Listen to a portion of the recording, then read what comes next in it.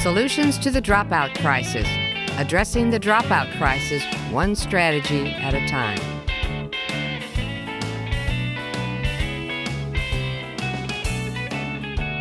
Brought to you by the National Dropout Prevention Center with support from Penn Foster and Catapult Learning and in partnership with Clemson Broadcast Productions.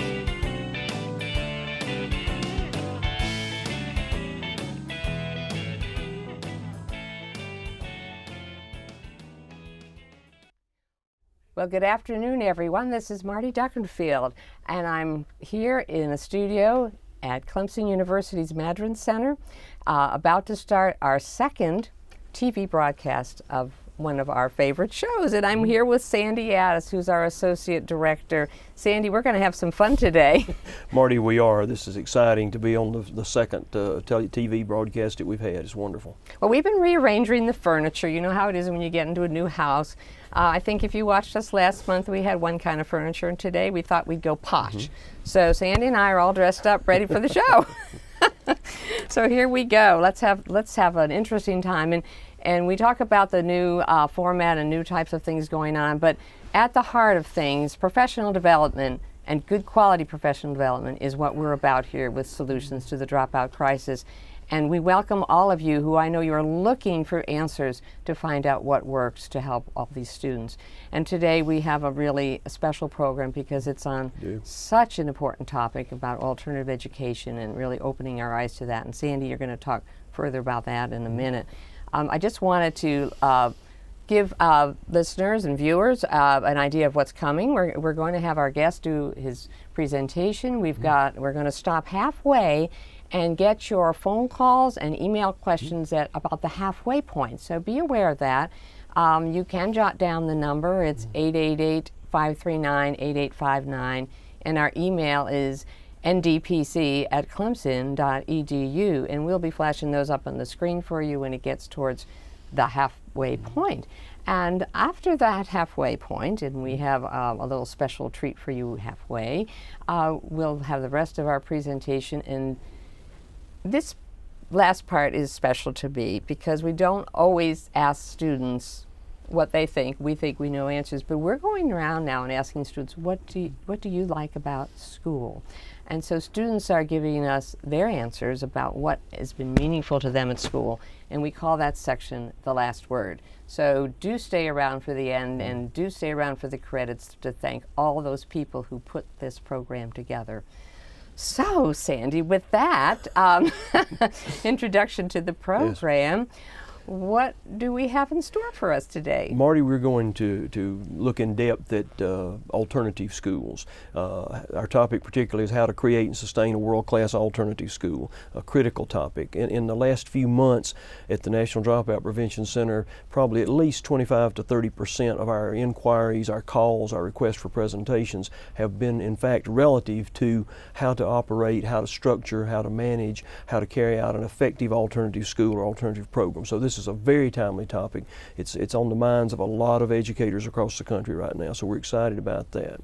And so, in order to deliver this message, what have we got in store for our listeners today? Well, Marty, one of the things that many of our listeners are aware of is that every year we award the Crystal Star Award to both individuals and programs that have made outstanding contributions to dropout prevention in this country.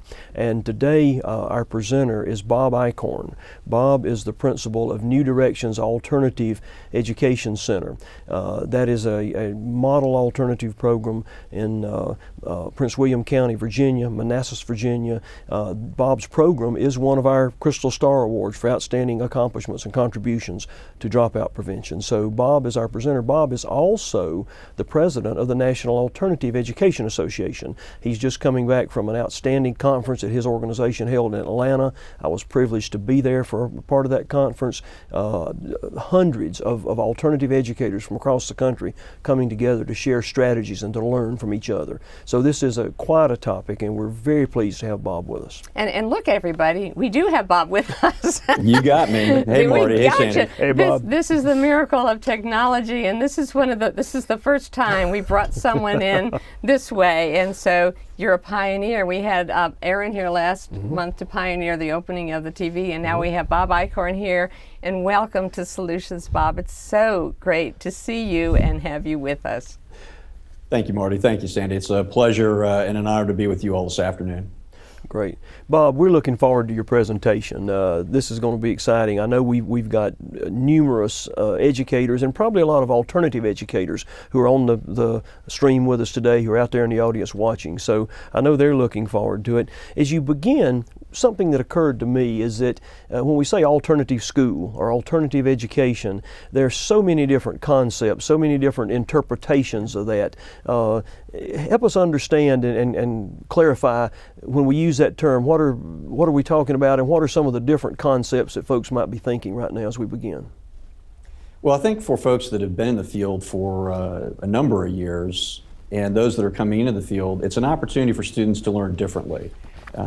Many students, whether it's at the elementary, middle, or high school level, and particularly in the middle and high school level, the dynamic of a school of 1,200, 1,500, 2,800 students can be overwhelming. So one of the things that we look at as an alternative educators is creating an environment where we're looking at ratios of 10 to 12 to 1. We're looking at opportunities where students are able to pursue experiential learning, blended learning using digital instruction, traditional learning, project-based learning, service learning, and all of it geared toward college and career readiness, job skills, and being effective citizens. I like to equate alternative education with the best practices of special education and gifted education rolled into one. It's a good summary, Bob. Thanks. Share more with us as we go forward. Absolutely. One of the things that I would also note is that there are a myriad of different types of alternative programs out there. Everything from interagency collaboration, where you have perhaps social services is partnering with a local education agency to provide educational services in a county government center. You might have a program that is connected with juvenile court, where students that may be on probation are also receiving educational services, so they're able to meet with county staff and school staff in a simultaneous environment. You have traditional alternative high schools in an environment where you might have anywhere from 150 to 300 students that are receiving services everywhere from parenting and pregnant teen programs that are associated with a high school to career technical education and vocational education in preparation for their workforce, all combined with an alternative approach to education, which then leads students to either meet or exceed on-time graduation requirements. You also have programs that for students that may be suffering from either substance abuse or other different types of physical and mental illness that are also tied to educational opportunities. So just because a student is going through those challenges either at home or in the community does not necessarily mean that their education needs to stop in an environment where they are able to connect and interact with peers. And that could be in a day program, that could be in a residential program. And these programs exist and have existed around the country for more than 30 years in a very, very successful manner. Good. Bob, that's a great summary of the concept of alternative education and the wide variety of programs and offerings and settings that we may find alternative students in. I know you have a great presentation for us today. You're going to share with us some information about how to create and sustain world-class alternative schools. Our audience is looking forward to that. Would you move forward with that, please, sir? Absolutely. Well, it all starts with vision. The reality is that, and this is going to be true for any successful school, program, or center, but the vision needs to be collaborative, it needs to be student-centered, it needs to be staff-centered. All too often when we talk about education, we all know it's about the kids. That is the foundation, that is the block, but it's critical to include your teachers. It's critical to include your support staff, secretaries, bookkeepers, your security personnel in a building, school counselors, social workers, and of course your parents. All of these folks need to be a part of that creation of your vision and mission, because when you have that buy-in, then you're going to have the opportunity to sustain your program, and that provides ownership. So when you're looking at that centeredness, it's not just about a vision of one, it's a vision of all. And it's also geared with student performance. So it needs to be reflected and revised as student needs change, as student performance needs to be adjusted based on changing state or national standards. And ultimately, the vision needs to be results oriented. An example at our school at New Directions, our vision basically is it's vision and new choices and new directions. So we start with a new vision for the students that are arriving, and then we're looking at new choices. What choices does the student have as far as buying into their education, opportunities that they want to pursue, whether it's clubs and activities, whether it's robotics, whether it's service learning, whether it's the world of work, and then adjusting schedules so it can meet their job needs. And then new directions. It's all about what happens next. So while we're staying in the day and working on our educational practices, ensuring that students are successful in world-class alternative programs are not just doing that, they're preparing students for the future. They're preparing students to enter high school if they're in a middle school program. They're preparing students for career and workforce or college readiness if they're going to be heading on to post-baccalaureate opportunities. So those are all encompassed and need to be discussed frequently when you're dealing with creating that vision and mission from the get-go. Good. What I love about hearing about alternative schools ever since I've been working at the center, the battle of alternative schools being so punitive, and this is so positive. And when we first talked in November, Bob, I remember just being blown away by this whole thing about the vision and the directions and life-changing opportunities for some young people who may have not found their way in other schools. That vision piece seems to be so key. And it really is, and that's really coupled with leadership.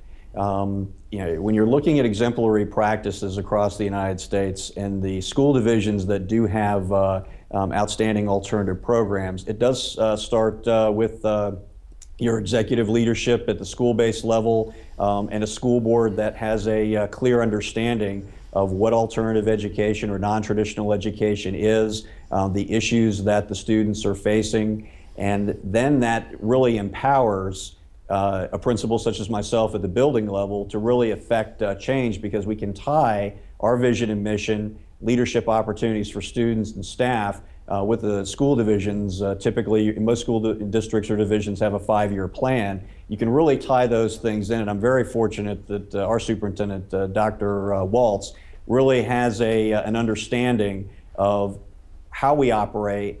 He's been to our school numerous times. He's spoken with our kids. When our students have been on national leadership excursions, he has also been there to be with them and to speak with them. So it's a modeling of leadership that's just not at the building level. It's a modeling of leadership that's a top-down approach and a very much of a collaborative approach. And I can say the same for our school board. So when you have that leadership capacity that's not just a leader at the building or a teacher leader in the classroom, but that's a shared leadership throughout the school division regarding alternative education and what those programs do, it's very empowering. And I go back into, as my presentation goes forward, it's a group effort. And when I look at the high school principals that I collaborate with throughout Prince William County, I have relationships with each one. Each high school has different needs. So when we're talking about leaving that punitive model behind, and in many years, you're looking at upwards of 70% of alternative and non-traditional programs started out as punitive models. And one of the changes, and it's an evolution revolution of what we're seeing in alternative education, is now traditionalists in education are seeing the benefits of what we do. They're not only sending students to our centers, facilities to accelerate and graduate on time, but they're adopting the different types of strategies and techniques. So many students who can remain in a traditional high school because maybe it's not the space, maybe it's not the volume of students, they just need a class or a connection with someone where they can check in with on a daily basis, and that turns them. So the practices that we've been involved with, in my career, I've been in alternative education for almost 25 years, and for me, it's very pleasing to see a lot of traditional environments starting to implement over the last several years what we know as alternative educators to be effective and best practices. I love that part. I always felt like when you go to the alternative schools, you find out what you really should be doing in the traditional schools. Bob, let me ask you something. I'm sure we've got in our audience today a lot of alternative school administrators like yourself. If they have found themselves in a punitive model, how would you suggest that an alternative administrator like yourself begin to move away from the punitive model and the image of that school to a more progressive model? Whether you're at the middle or high school level, it is a collaboration with those that you serve and those that you're serving. My philosophy as an alternative high school principal is, while I'm also serving my students, supporting those that are serving them in my building, I'm also serving the traditional high schools, because ultimately our job is to help them be successful. And if that is a best fit match with students that are going to be sent to me, whether it's and to answer your question, we have students that have made unfortunately a poor choice or two that will be sent to us. We have students that it's an elective placement. They work with their base school counselor. It's approved by their administrator, and then they come to us because it is a best fit match. We have students that may be on the verge of dropout, maybe having struggles at home in the community, and it may be moving toward a potential situation where it could be disciplinary. But instead of being reactive, our high schools are proactive, and we partner in advance to move those students to us. So it really becomes a proactive versus a reactive model.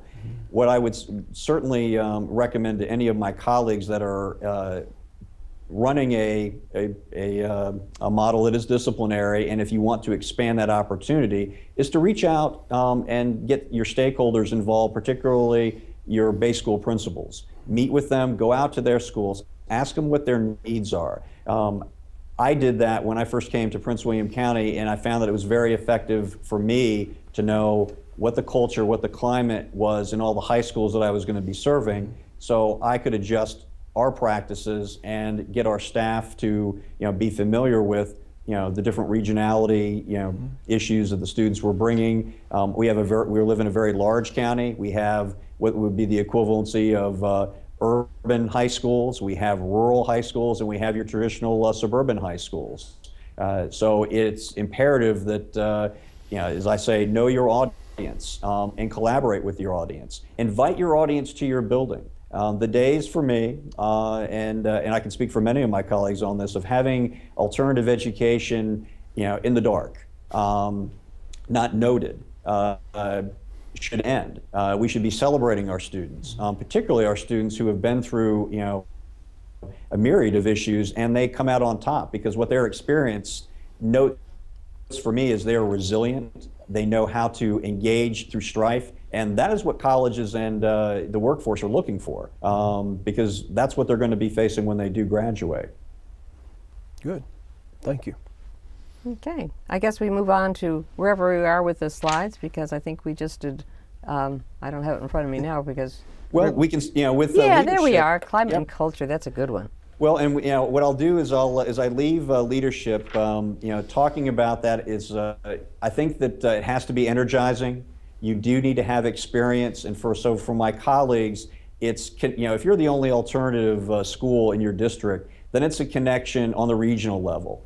It's reaching out to your state alternative education association, reaching out to us at the national level, and then we can connect you with other partners who are experiencing the same challenges that you may be experiencing. And then there's, as the saying goes, there's strength in numbers. There's nothing better than what we're doing today, is the opportunity to be able to exchange information and talk through things. And imagine if you're able to do this on a daily basis. I have my own colleagues here in Prince William County. I'm able to do this daily. And what that does is it informs my practices and helps me grow as a building leader, and helps me better support my students and my faculty. which certainly leads us to climate and culture. One of the things that I will say, and traditionally this is a challenge out for alternative programs, is typically what ends up happening, and this has been changing over the years, but in my travels I still see alternative programs that may be in old elementary schools, or that may be in facilities that are not commensurate with what a traditional high school or middle school student would be getting.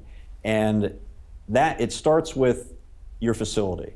And the reality is this: you might be faced with a situation where your facility is what you get because budgets are tight. So greenery, if you've got green space around your facility, connecting with your local arborists, your local shops that plant trees and those sorts of things, get them to no-date. Then have your kids do a beautification project around your building. Coats of paint are amazing. One of the things that you can do to any building is if you put a coat of paint on the inside and you put a coat of paint on the outside, and you have staff and students do that. It saves money from the infrastructure regarding having a facilities management crew do it, and then it builds that pride of ownership with that building. Then the people that did that own that. And I think that's so critical when you're looking at establishing your climate and culture, is that it's not something that is a top-down issue, it's something that's a shared issue, which then goes into ownership. The happy, powerful posters, like that say succeed, achieve, those are great. But when I did come to my school, in 2008, one of the conversations I had with students and staff is, why don't we make our school a walking art gallery? Had a fantastic art teacher, and so over the years, students' work is exhibited throughout the halls in what you would see in a national art gallery. It's strategic, it's very professional, and it allows students to look at what they can be, what they can do, because we do it over multi-years. In addition, students are able to take slogans of famous people or quotes that they like, and then we're putting them up throughout the building. So they stencil them on, and then we're broadcasting, even if it's something like, for those of you that are old school Star Wars fans, do or do not, there is no try. If it's meaningful to the student, then they're the ones that are going to be putting those slogans up. And the neat part is that we even have staff slogans as well, so everybody has a chance to buy in. And then guidelines and guideposts. It's very important to have very clear and consistent limits and rules, not just for your students, but for your staff. Everybody wants to know what to do, where to be, how to be, process and procedures. And so it's very important to set those tones at the beginning of the school year, revisit them consistently, practice, and do it with your students and your staff, and do it together. Because when those things are done, then you're going to be looking at student flow and movement that is much more efficient. Challenges in the building are going to decrease significantly, and your overall culture and climate is going to be enhanced. Perfect. I think what you described at the beginning of this section here was the buildings that tend to be the ones that are in disrepair or neglected or older, and yet you took what many would see as a negative, and it certainly sends a negative message, but turned it into a positive with the building of the community that you have in your school, where everybody, it's kind of like when we were very young at one time, bought an old house and we fixed it up. It's that kind of thing, that ownership, and now I can never leave the house because of all of that work, but you really care about it. And you took a negative and turned it into such a huge positive. Instead of having things handed on a silver platter, there they are. They've built their school. There's got to be such an empowering feeling for students to have that experience. And that's absolutely, it's absolutely the case. When I first arrived at New Directions, one of the pieces that we were looking at is, redesigning our school logo. So not only did we get, student and staff input, but we were looking at different models, and it needed to be powerful. It needed to be representative of our students, and it needed to demonstrate school spirit and pride. We don't have sports teams at New Directions, but one of the things that was brought to me, was a request from students, is we'd like to start a cheer team. So to my knowledge, and I might be wrong, but I think we're one of the only just high schools period in the country where our cheer team cheers for, academics and test preparation. Sorry, I'm losing my earpiece, so let me get that back in. So when students are coming in to the building and getting ready for state assessments, we have our cheer team that's cheering them on. When our robotics team has gone to our national tournaments because they perform at a high level, our cheer team is getting them, onto the bus and off the bus. Wow. Our cheer team is, cheering for our seniors when we have senior field day. So we're focusing on, getting excited about academics, getting excited about transition. And I think that those are, when you get back to climate and culture, it's actually getting excited about one another, celebrating one another. Yeah. We celebrate students publicly. We want to get them celebrated regionally. We want to get them out in the community. We want people to know what our students are achieving, and we want folks to know, how successful our students doing. And this is just not unique to my school. This is a movement where we're seeing this throughout the country, and I think it's very powerful, and it's uplifting. This is a part of public education in large part, and this also includes homeschoolers, charter programs, individualized learning programs, virtual programs. Anything that is different definitely needs to be celebrated, particularly when students are successful. And I think that that's the overarching themes of where I'm going with our presentation today. That's perhaps the most important thing to resonate is the more we're celebrating and celebrating real success. And I go back to the beautification. That is a key factor. But beautification without preparation, without the ability to transfer that knowledge into the world of work or into college and career, that's really what needs to be celebrated and noted when students are able to do that. So we do have graduates that come back to our school and tell us how they're doing. Meet with students that are coming up the pipeline, with our rising freshmen. We have our seniors meeting with our freshmen, say, well, hey, this is what you need to do to be successful. I've been there. And there's no more powerful testimony than an older student's experience who's walked that walk, lending guidance to a younger student who is, coming up the ranks. Bob, let me ask you this. I've worked in an alternative school, and I know that it's a different kind of work from the traditional teaching of traditional administration. How do you go about assembling and preparing and training the right staff? What kind of people do you use? What kind of people are best suited to alternative education, and how do you prepare them? Well, first we have to look at, as you're looking at hiring practices, you have to look at folks that are innovative, flexible, content savvy, but most importantly, student-centered. You're not teaching content, you're teaching students. Content just happens to be the vehicle. So you can have a passion for content, but you have to have a greater passion for students. I'd always say in any alternative or non-traditional setting, I would say this in any setting, but a teacher needs to have short-term memory loss. The ability to, if they go through a tough day with students or their lesson fell flat, is that day is over, it's a new day, it's a new excitement, and that has to be brought into the building each and every day. I'm looking for people when they cross the threshold into the building, that they've got their game face on, they know why they're there, they're focused on the kids, they're focused on one another. If they see a piece of paper on the ground, they're the ones modeling and picking it up. They leave no stones unturned, and they're there 100% for their students.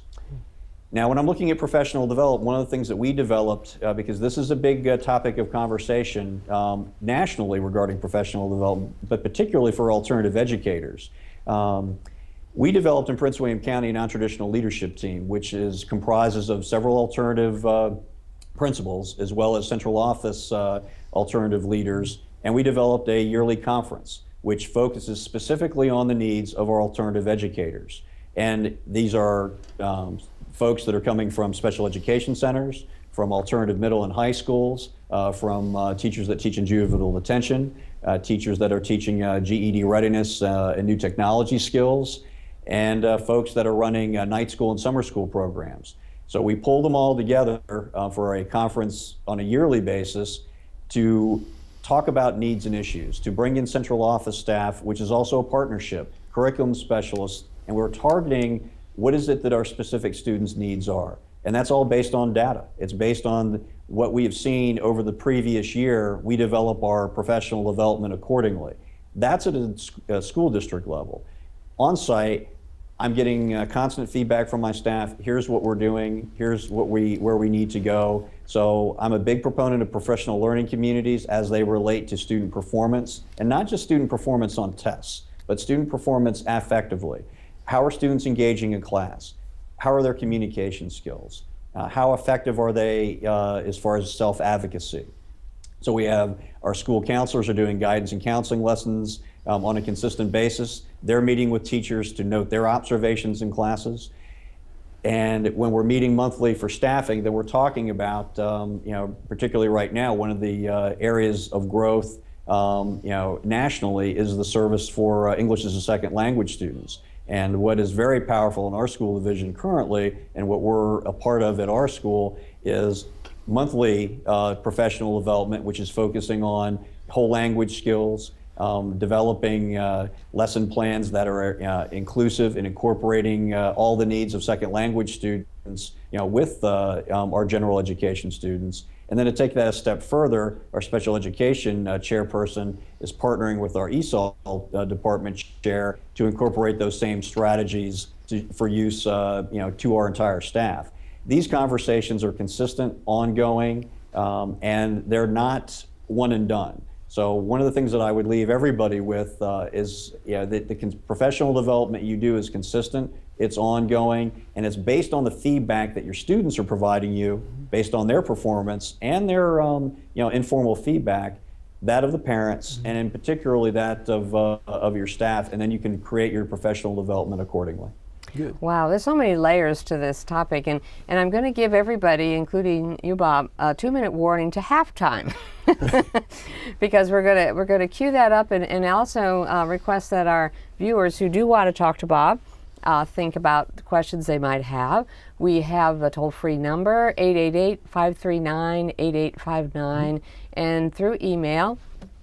Got my iPad here, ready to catch those at ndpc@clemson.edu. But why don't you go through one more slide, and then we'll have that break. How's that sound?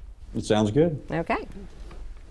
Well, as we wrapped up, as we wrap up with the staffing and professional development, the things that I will echo as we move into curriculum instruction is that the key is that it's student-centered, that you're being creative with your professional development, that it engages your teachers. If it's putting your teachers to sleep, you need to scratch it and move on to something else, and it's skills-oriented, that every professional development opportunity, your teachers should be leaving with something they can take and apply into their classroom immediately. Then you've got, those are the, I would say the 3 key precepts in creating effective professional development for your alternative staff. With curriculum instruction, where this leads is that it needs to be aligned. You need to align with your local education agency's standards. It needs to be articulated with your state standards, and it needs to be accessible.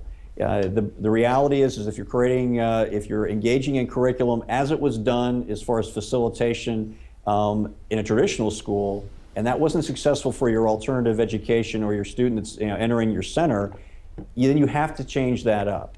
And it doesn't mean that you are, it's not as rigorous. It doesn't mean that it is reduced in breadth and depth. It means that it's delivered differently. So that might mean that you are doing blended instruction, that you're incorporating digital learning because our students are digital natives. It may mean that students that their learning style is more tactile kinesthetic, that they are doing project-based learning, and then their assessments are geared accordingly. So you're still meeting your benchmarks, you're still meeting the alignment within your division, but you're able to get creative regarding the how.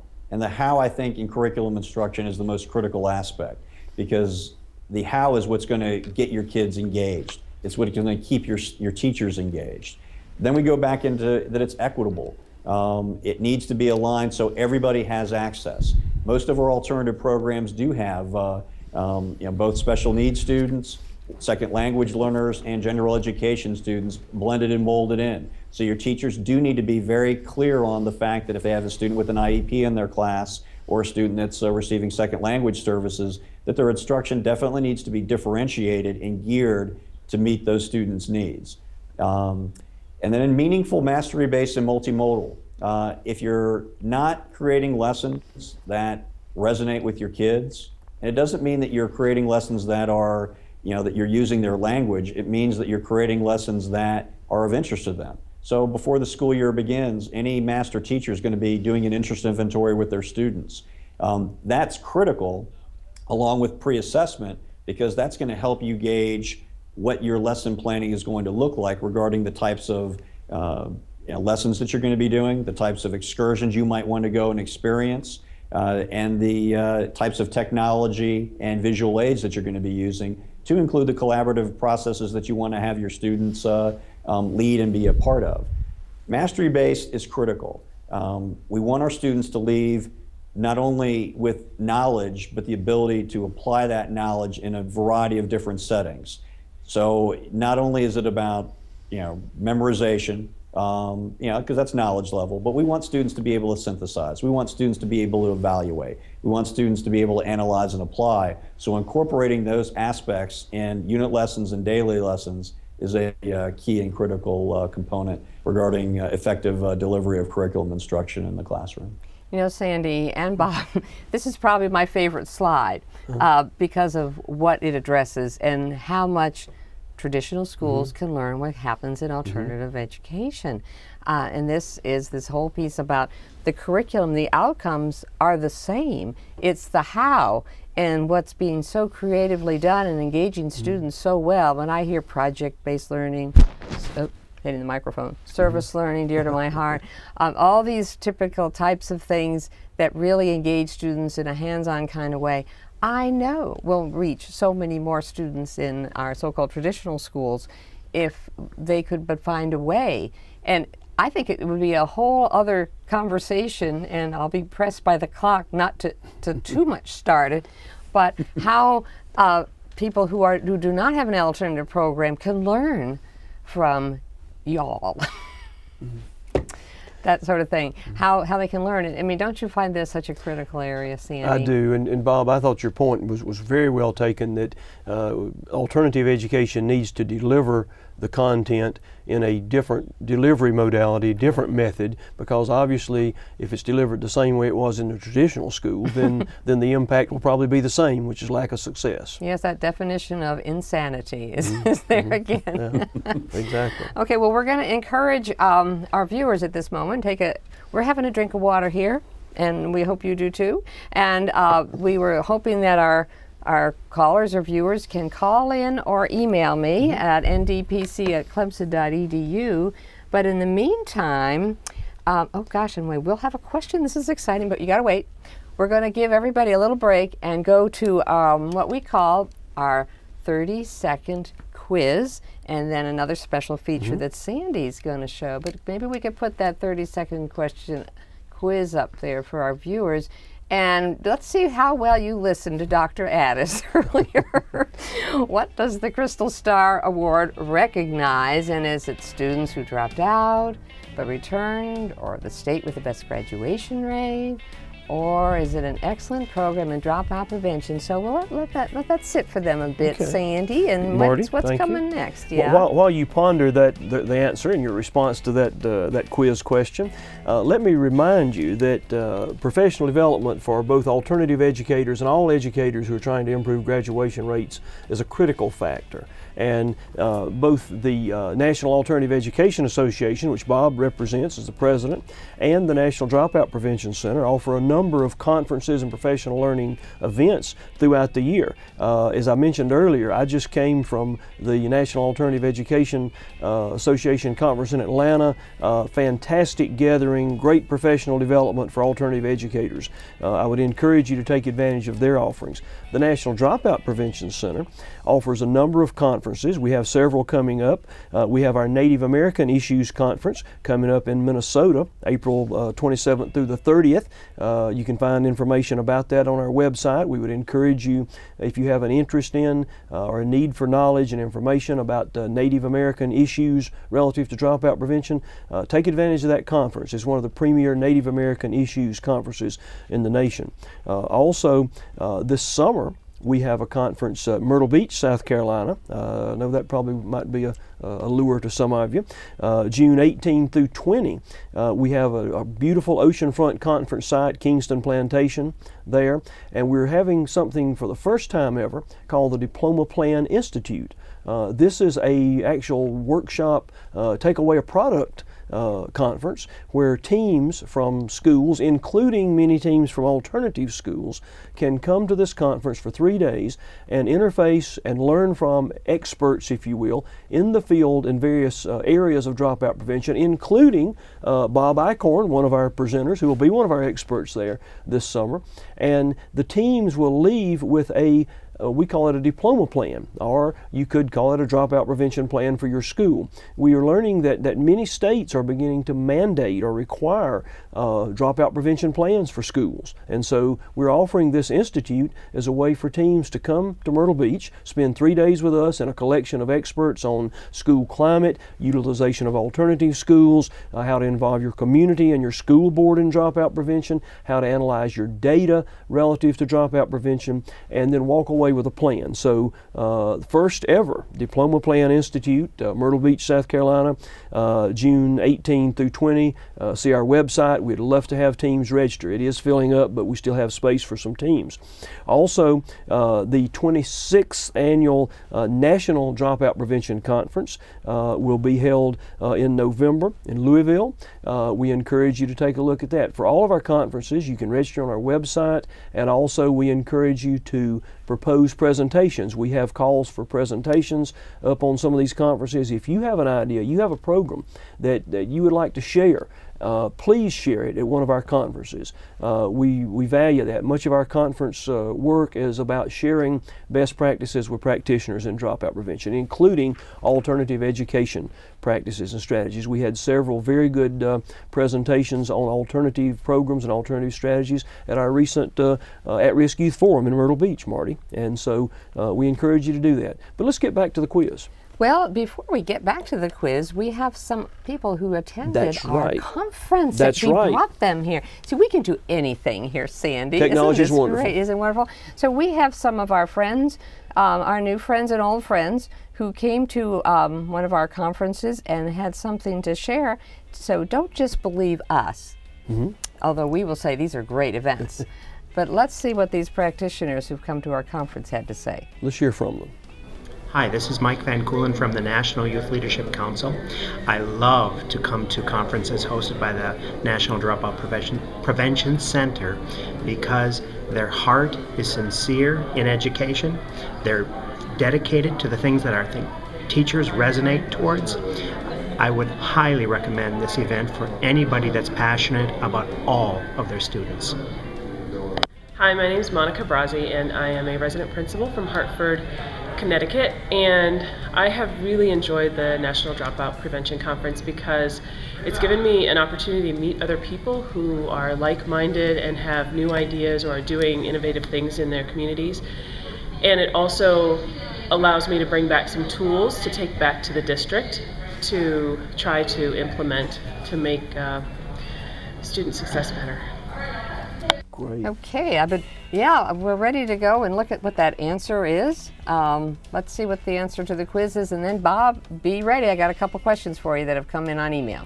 Sounds wonderful. All right, so what does that Crystal Star Award recognize? Let's see how well they listened to you, Sandy. Okay. Is it the first one or the second one? And it is. And of course, we brought one of the Excellent Program Award winners with us here today. So if you learned one thing today, and we can also encourage people to nominate their schools, their colleagues for individual or program awards for the Crystal Star. That's correct, Marty. We take nominations. We have the information on our website Yes. if you would like to nominate an individual or a program. Right. Okay, now got my glasses on, Bob. I'm getting serious here. That sounds good. Yeah, we got one from Erin in New York City, whose question centers. By the way, she says she loves your point. We're teaching students, not content. But her question is centered around equity for students coming from impoverished communities. What are the key ways that an alternative school can best serve this population? And she adds, I know there are lots of special teaching certifications for students from poor communities, so I'm curious what your thoughts are on that. I'm a huge equity guy, as is most of my colleagues in alternative education. It's really the foundation. What you want to be able to do in an alternative program where you're in a high impoverished area is everybody comes to the school and they don't need to bring anything. You have technology for everybody, you have notebooks for everybody, you have paper and pencil for everybody, you have support for everybody. So it levels the playing field. All too often in education, the dynamics of poverty do not automatically eliminate students from success, but it becomes a barrier. So our job is to remove those barriers. So one of the things that you're looking at is that if your school doesn't have a laptop for every student or a computer for every student, then that's where you're getting into, if the school district or division that you work in doesn't have the opportunity to provide that fiscally, then you're looking at grant writing. And there are millions of dollars of grants out there that will allow you to procure materials that level the playing field. Then when you're looking at certifications, there's a few colleges and universities around the country that do offer alternative education certificates or certifications. Kennesaw State in Georgia is one that produces a lot of powerful alternative educators. Georgia Mason University in Virginia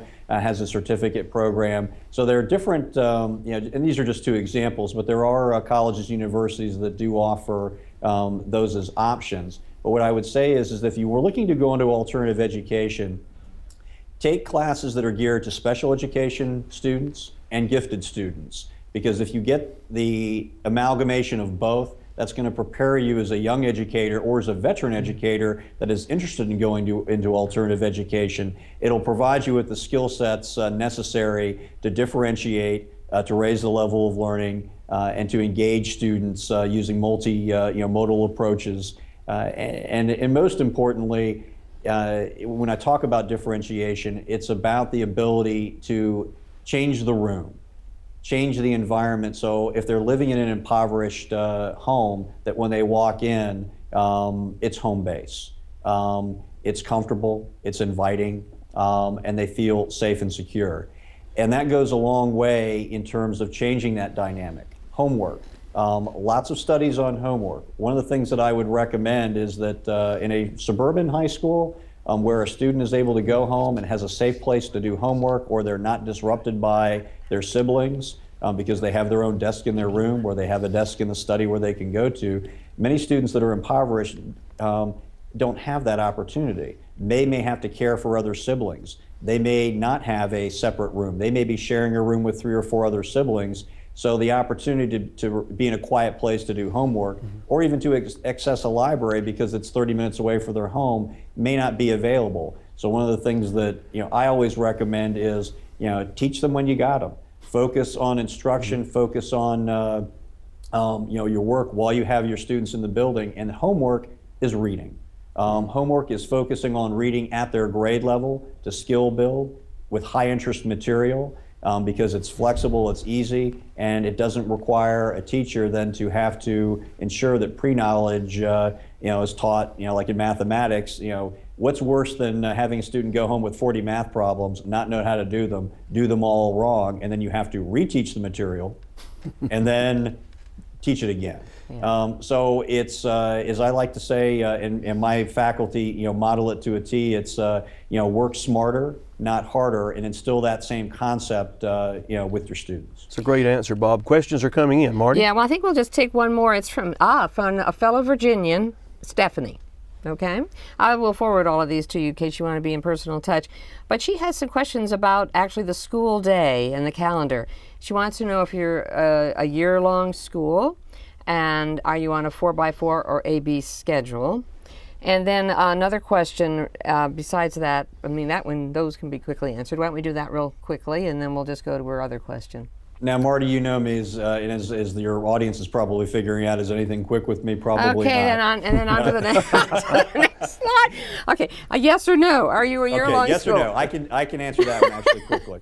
We are, our focus is giving students as many opportunities as we possibly can to earn and accrue credit. So we are in a 4x4, but we offer year-long classes. Students can earn 8 credits with us in a year. Summer school is free. They can earn another 2 credits in summer school. We're also credit by mastery and objective. So if students need to extend out to earn credits in the summer because of when they enter the school, because we are enrolling enrollment, they have the opportunity to do that. That is the short answer. Okay, and I think we'll leave the others later. Your warning has been adhered to, and I think we will proceed with the program, because we're having so much fun talking that we haven't been watching the clock as much as we should have.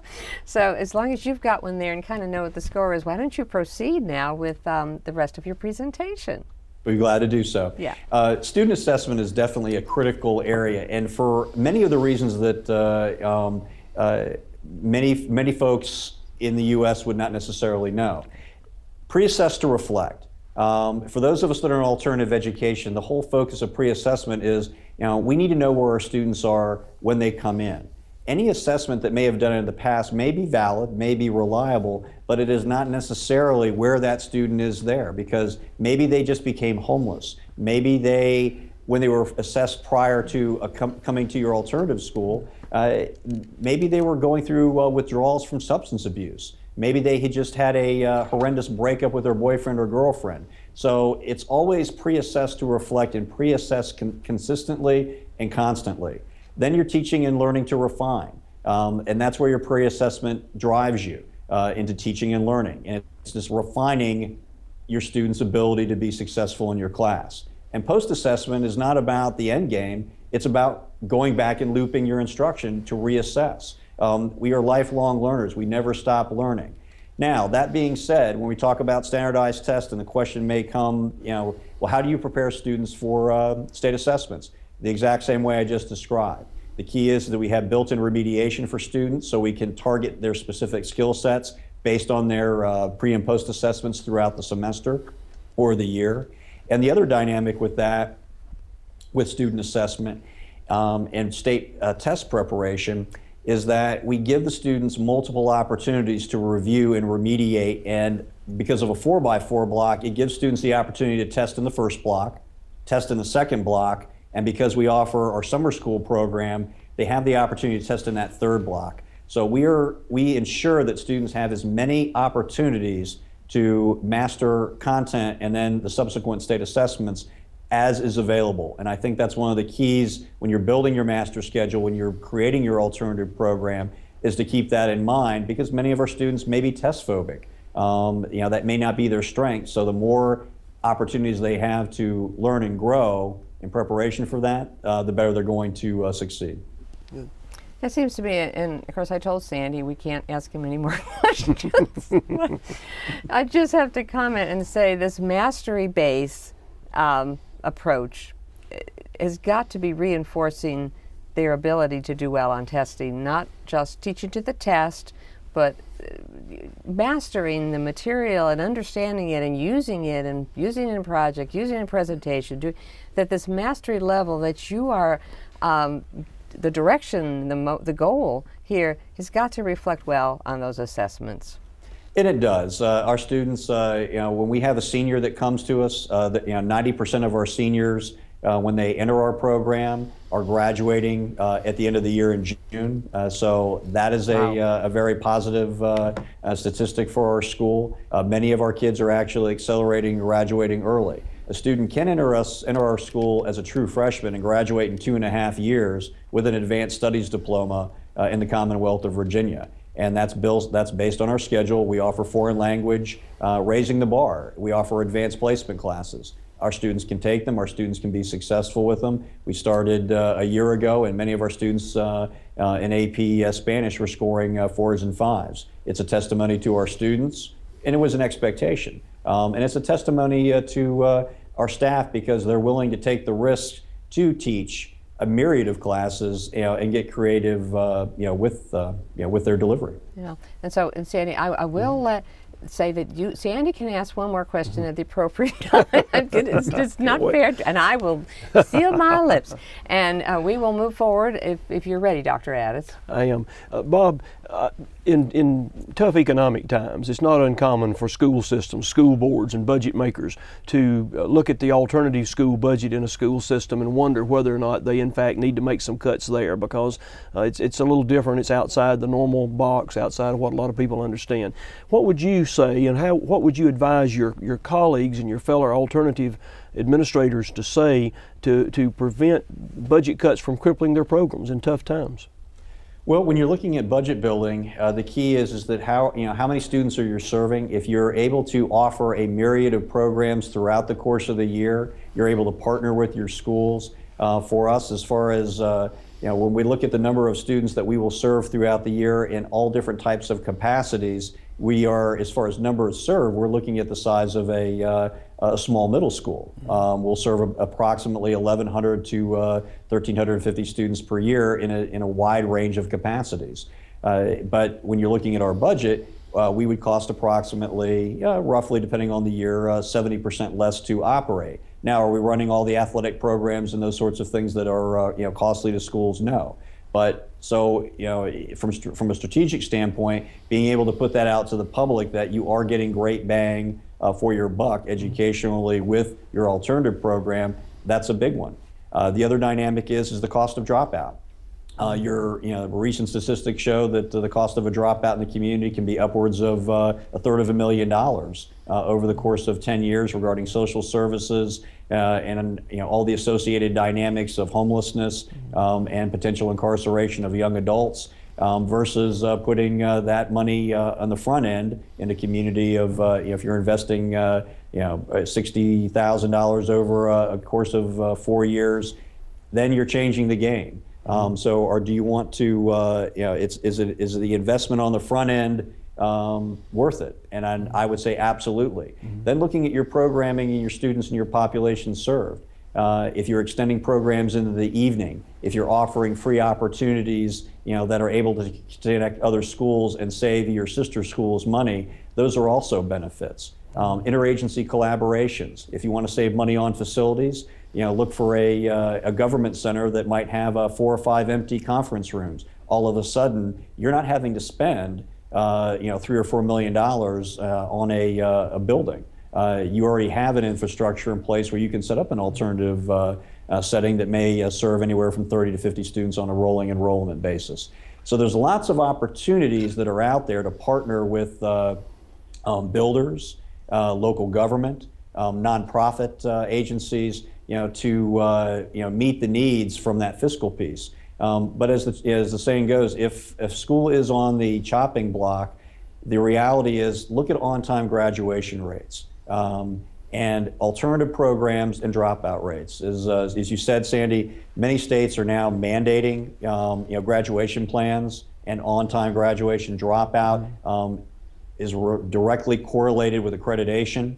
And alternative programs are the difference between many schools being accredited and not being accredited with warning or not being on notice by their states. They do make the difference. So it's not just about the survival of a program. It's about the survival of an at-risk high school or an at-risk middle school. That's what an alternative program can bring to the table in a very efficient, professional, and supportive manner. Thank you, Bob. Excellent response. Okay, moving forward now, expeditiously, perhaps. And I guess we go to our next slide. Okay, critical. One of the areas of largest growth for alternative programs that are just getting started is transition planning and support. You have to have the right entry level. World-class and exemplary programs are inviting their students in, they're greeting their students, and there's a strategic orientation which focuses on best fit.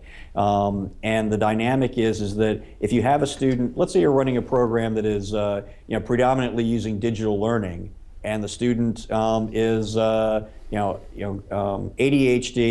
tactile kinesthetic, and hates computers. Might not be the best fit match. So you'd want to be cognizant of what is offered in the alternative program and make sure that that information is very clear to all of your referring schools. So that communication on the front end, so everything is clear, is critical. Once the students come in, it needs to be a collaborative process between the school that is providing, the host school and the, which would be the base school, and the receiving school. So communications exchanged, a team is set in place to discuss student needs, and that team is not just a one and done. It's an ongoing process of communication and collaboration to ensure that, as that student grows and performs, that all stakeholders are included. Because there's nothing better for a student that is attending another school than to hear from their previous teacher or their previous counselor how proud they are that they're doing so well at New Directions, or at Mountain View Alternative High School, or Schwartz Creek, or what have you. So that's a critical aspect. The transition plan should be refined. It's in concert with the graduation plan. Student credits need to be reviewed. Student past performance needs to be reviewed, and not in a negative way. Not as if, okay, well, you've got 5,000 behavioral referrals, and you better do this, you better do that. It's an inviting process, as I said earlier. It's reflecting and reviewing on where we want to go, based on where we have been, but not dwelling on where we have been as it's going to then, well, we're just expecting the same thing. And that's what I mean by past, present, and future. We acknowledge the past, we focus on the present, and then we strive toward future, and that is just through that strategic planning. Students need to have a say in what they take as far as classes. Parents need to have a say in what they expect from the school. They need to have that voice. That is the exploratory process. The laboratory is that we're working it. So if something's not working, we go back to that transition plan and we make mid-course adjustments. And that inventory is going back and inventorying all the things that have worked and keep those going. And then the other dynamic is what is not working. People say that failure is not an option. Well, of course, failure is an option. We learn from failure. Students need to be aware that failure is a part of life, but it's not that you fail. It's how you come back from failure to be successful. So that's all a part of transition planning and the mid-course corrections that I think are so critical when students enter and then subsequently exit an alternative setting. Those plans have got to be in place, they've got to be strategic, and they've got to be consistent, and all stakeholders need to be a part of that process. Wow. I'll tell you one thing, when people go to Myrtle Beach, they're going to learn a lot from Bob. Oh, yeah. You all remember that Bob is one of our expert presenters at the Diploma Plan Institute in Myrtle Beach. This is like an appetizer. It okay, is. Let's move on because of our time. We have to kind of move on. What about parents and guardian involvement, Bob? Critical. All too often, and if you're looking at the stereotypical alternative programs that that most people are familiar with. So in your audience, and excuse me, I just got to adjust this. In your audience, if you're familiar with the last chance model, which is students may have been expelled or excluded, and they're placed. Sometimes parents are very tired. Sometimes they've been through a lot with their students, and it's just as important to lift the parent up as it is the student. It's just as important to invite that parent and create programs for that parent, and treat them with kindness and care, because they may come in angry, they may come in frustrated, and that's okay. Know that on the get-go, and you as the principal, you as the teacher are going to be in a very good place. I call it meet, greet, and see. Greet them. Always greet your parents. Hi, how are you? Welcome. Meet them at their level. If they can't come to the school because they're working 3 jobs and that parent-teacher conference scheduled at 2 o'clock is not going to work, guess what? Do it at a Saturday at a library. That's okay. If you're going to do home visits, that's also awesome, but go in pairs. Why? Because sometimes neighborhoods may be challenging. Sometimes the home life may be challenging. And it's just and I would say this to anybody out there, because we all have great hearts and big hearts, but always err on the side of safety if you want to do home visits. And then seat. You want to provide a seat for that parent. They need to have a seat at the table. They need to be included. We run a parent literacy program in our school, which not only focuses on literacy for student development, but the entire family is involved. And the families of our staff also are involved. So it is a kind of a retro community event where dinner's served, it's a breaking of bread, and then we're focusing on oral language traditions, we're focusing on public speaking, we're focusing on poetry, we're focusing on essay writing, we're focusing on interview skills, and it allows the parents to work side by side with their students and faculty's students to work side by side. So everybody's able to get a different flavor, and we do that on a monthly basis. Our back to school nights, because we're on a semester, we run them twice a year. Our families are coming from all over the county. We provide dinner. We provide dinner for everybody. Because if somebody's going to bring their little ones and they're getting off of work and they're trying to rush to back to school night, some schools might say, well, no, only the parent is invited. And I've always said, really? I want everybody there. Why? Because you have to have and see the context of the family dynamic to better know your student. And it also is a great way to break ice, and engage with the family, at their level and at their comfort level, because they're together. And who's to say that it's only about, because it's not just about the high school student. Maybe it's the high school student, but it's also about the younger sibling, because the younger sibling's having challenges, so the high school student has to do some caregiving. It's good to know that, and it's good to invite folks in so those issues can be addressed to support everybody. And then respond, review, and revise. Parent calls, you got to call back the same day. Don't wait. Even if it's just leaving a message, it's just acknowledging that you respect the fact that that parent has reached out.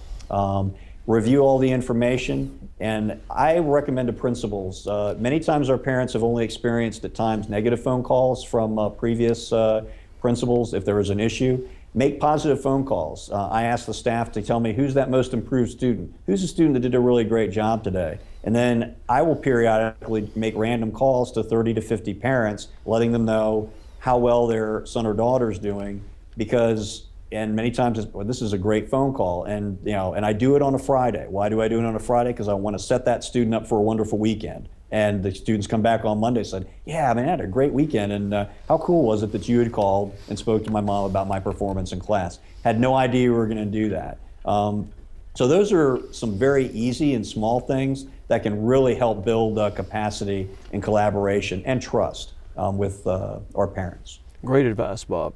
This is overwhelming. It really is.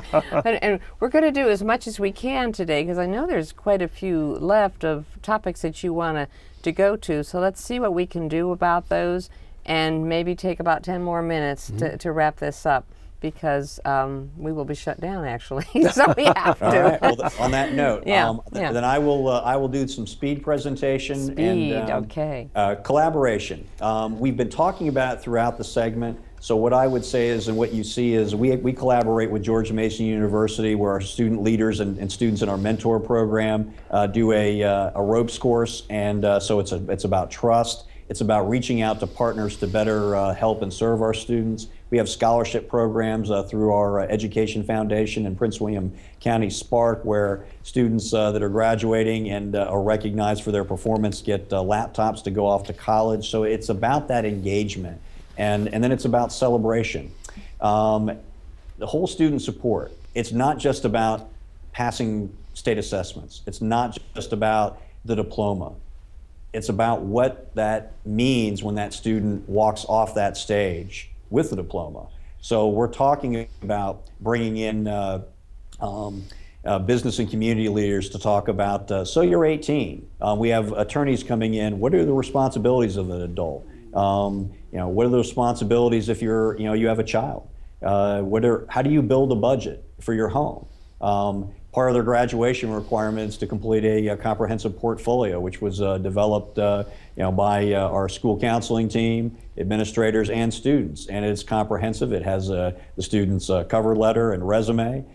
They fill out financial aid forms in advance. They have college apps done, or trade or technical school applications done. If they want to go in the military, it's their scheduling for the ASVAB. If they're going to community college, it's placement test.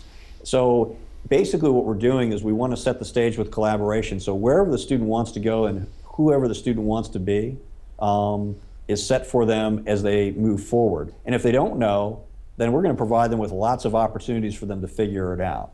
And then, as the closing, it's entry, assimilation, exit in a loop dynamic. We want to invite people in. We want to get them enculturated in what we do and understanding of our dynamics. And then we want them to go out and share that with other people. And I think that's really important. Transparency is key.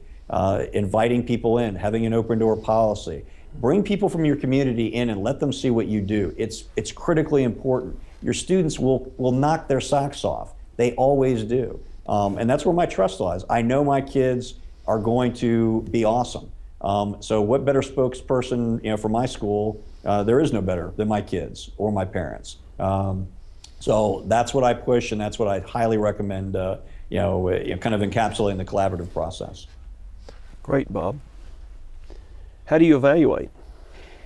Constantly. It's not just the students provide, all of our seniors when they graduate as part of their portfolio, they're providing us with evaluations. We have, in most school districts or divisions do have, annual surveys. We do. So the students will complete them, parents will complete them. We take all of that input and then we build that into the following year's strategic plan for the school. Internally, we are constantly evaluating our scheduling. We run 5 master schedules based on the needs of our kids. We build remediation programs, not just based on the past 3 years data, but we'll provide programming based on last semester's assessment results. And it's getting, and it's really empowering for our teachers because they know that, hey, if I need to create a opportunity, I have the support of administration to do that. So it is routine. We're using research-based techniques, our school data, informal parent and student surveys, and state assessments and those pre and post assessments that I mentioned earlier. And the most important thing that I could leave with program evaluation is that it has to be, constant. And it's okay. It's okay to be transparent. It's okay to note the warts. That's how we grow. And in closing on this particular piece, the inputs that what you put in, and then what you get out ultimately are going to give you your overarching outcomes. And what I mean by that is that, blood, sweat, and tears combined with those results then lead us to how we're being able to reflect on how well we're doing, and then we loop it back again. And everything's circular. And that's what I love about alternative education is that it's all based on the kids. Each year is different, and that's the fun and the exciting part about being an alternative educator in the 21st century. Great. So I think we have a few more slides. I don't know, Bob, you could tell us with stopping point because we're getting toward the end here. And if there's a particular topic you would like to address before we close. Well, I think school counseling is a critical component, and this is one of the most underutilized aspects in alternative education. Our school is, I would highly recommend all alternative educators going to the American School Counselor Association site. We are one of 2 alternative school programs in the country that is a recognized Ask a Model program. This is where a traditional high schools, middle schools, and elementary schools, it's the, being a RAMP program is the PhD of school counseling. It is data driven, it is research based, it is proactive versus reactive school counseling. It is school guidance and counseling lessons that focus on students being successful in the classroom. Of course, it is a part of its triage counseling, but it's more of how do we get the student back in class to be effective, to handle stressors in the community, stressors at home, and stressors at work so they can remain effective in their school. And I will tell you that without my school counseling team, our school is not where it's at today. It is an integrated and critical component into everything we do because it really then touches on all aspects of the whole child. Then along those lines, school social work is a critical component because what you're looking at is then external to school counselors, school social workers are able to access community resources to then help students be more effective, out in the community. So when they come in, they have that readiness to learn. And I think that I would highly recommend, engaging and having both of those aspects in any alternative program in order for it to really truly be exemplary or world class. I think, as much as I love the curriculum and instruction slide, which I did confess to, this is key. And you, I know, former counselor yourself, this whole child and the family context that you described, having those family nights and getting to know the entire family and the student as well, it just wouldn't work, would it, without that piece? It really doesn't. What I find is in my travels and communicating with alternative educators throughout the country is that when you have a high-performing guidance and counseling program, students are performing better in class, parents are better informed, and students' needs are being met at a much more refined and strategic level. And really, that's what it's all about, because they do need a different person when they are in crisis and when they're not. To be able to stay out of crisis, because school counseling is more about staying out of crisis than it is about being, getting the triage when you're in. That's what we want. And that leads us to, for me, then policies and procedures. The two things I'd, like to kind of wrap up with. Yeah, let's wrap up with that. Many times, in alternative schools, this is where I love my base school brethren, because you need to have very delineated, policies and procedures. Students need to know what to do. Staff need to know what to do. So we have a school handbook, practices and policies, everything from student integration to communication with counselors, administrator referrals, counseling referrals, time and leave submission, professional development, reimbursement.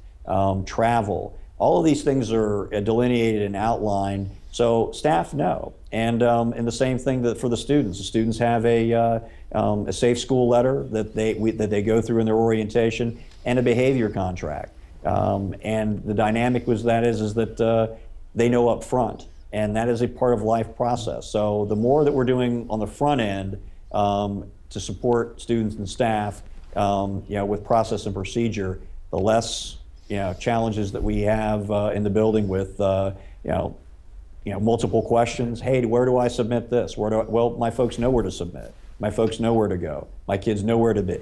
And those are things that are really important, because when you're able to run, that type of an educational environment, it frees you up to be creative. It frees you up to, go on excursions. Multiple field trips. It frees you up to be able to take students outside for a poetry reading, because everybody knows what to do, where to be, and how to do it. It frees you up to get those field trips scheduled in a timely manner, because everybody knows the process and knows where to reference it. And that's a testament. And what I really like to close with is, in process and procedure, I cannot speak highly enough about the importance of effective support personnel in an alternative school. In any school period, that's your bedrock. Your secretarial staff, your bookkeeping staff, your custodial staff, your security staff, all these folks are working, and sometimes people will say behind the scenes. My folks don't work behind the scenes. They're out front, they're celebrated, they're integrated into all the aspects of what they do. They are included in curriculum instruction trainings. They work with teachers directly. They mentor students. So they are a equal part of all the different dynamics and things that we do. And why that is so important is then when it makes process and procedures run more smoothly, the folks that are facilitating those are familiar with what goes on in the classroom. And then our teachers have a clear understanding of, what the roles are of various folks in the building, what the roles are of our central office personnel.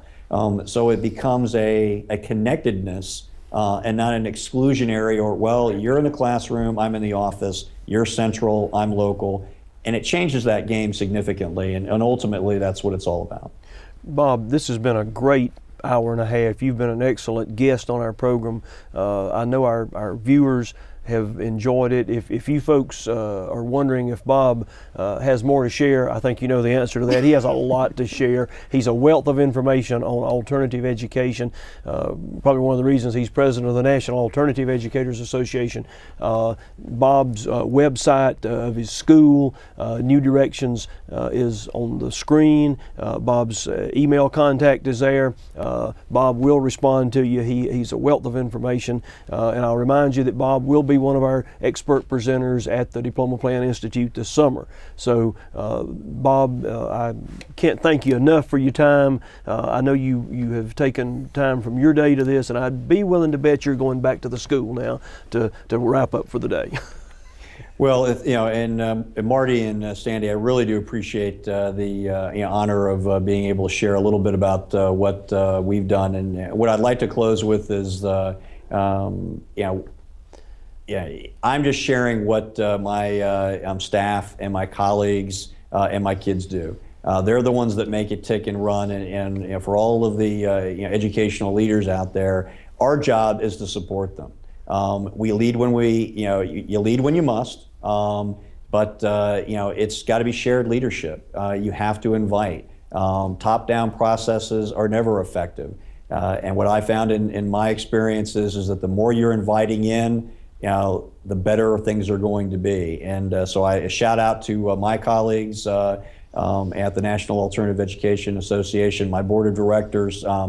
I'm also not here without them. The reason that we are able to perform at the level that we're doing, and working with schools around the country is a result of their expertise, professionalism, and they are as skilled, and quite frankly, several of them are even more skilled than I am. And that's for me is the pleasure of working with such high-performing folks. So for me, I like to be the little fish in the big pond because I learn more. So I would challenge all of my colleagues and said, get in that, be the little fish, get in that big pond because it's a great place to swim, and and our kids will help us get there. Thank you, Bob. Have a great rest of the day. We'll see you in Myrtle Beach. Yeah, well, and I want to thank you as well. It's been a super program, a favorite topic, but you show the depth and the many layers that there are to such an important approach for dropout prevention, a certain important solution. So I want to thank you for being here with us electronically. This has been fantastic. I feel like I'm on, in the Starship Enterprise or something. This is a first. This has been fun. But we must say farewell, and I know we'll talk again, but I think you probably would welcome visitors to your school. I just sense that because we did have that caller that writer from Virginia. Yeah, and others. absolutely. Yeah, this is a and place please, to go. if for those of you, I'm quick on email. If you've listened and go, well, how do they do that? I can provide you with data and background and specific strategies regarding how we do what we do. So if you're looking for a takeaway and you want something in hard copy, please email me because we have a wealth of information that it's our responsibility to share with you, and we'd love to do that. Yeah, and we'll point out there's resources on this website that that also go right to your school and to the National Alternative Education Association. So there's that too. Or otherwise you might get deluged because obviously you are a very giving person, and we appreciate your giving of our time. And we have about time for us to say farewell, Sandy. We need to. Marty, tell our listeners what's next on our Solutions broadcast. Next? We're excited because the Dean of our college, Dr. Larry Allen, is coming here to talk about community education, something that he has cared about his entire career, and we also care about it and see it as an important solution to the dropout crisis. So we're looking forward to Dr. Allen coming on April 23rd. That's a Wednesday that we'll be here next time. And the next thing is, I see that the last word, they're trying to shut the adults up now. And yes, let's do it. We're going to ask these kids, what do you like about school? And these are the students who came and who we went to visit in North Carolina at the middle college high schools, which are fantastic sites to go to. It was a great trip, and they shared their stories with us. Let's hear them.